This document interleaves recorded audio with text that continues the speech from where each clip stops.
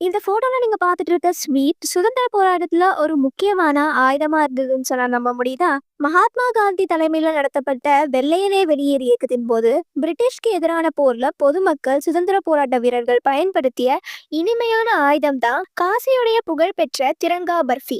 வெள்ளையனே வெளியேறு இயக்கத்தின் போது வாரணாசியில ஒரு பகுதியில ஆங்கிலேயர்களுக்கு எதிராக மக்கள் எழுச்சியை நாடு முழுவதும் பரப்புனாங்க.